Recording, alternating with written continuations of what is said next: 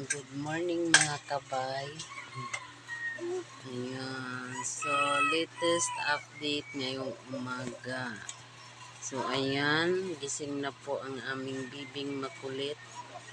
Nag-uumpisa na siya sa pagkakalat. So, ayan na naman.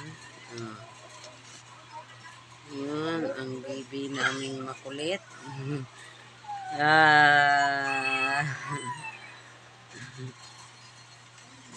Ayan.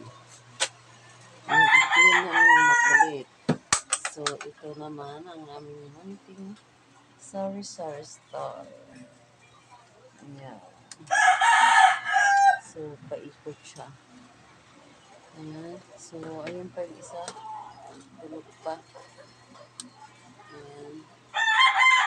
Dito lang kami natutulog kasi wala pa kami space. Yung masikip pa yung space namin. Ayun.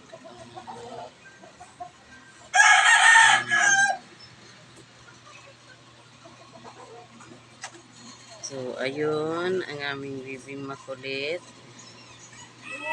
Ayan. Ayun, good morning, good morning, good morning.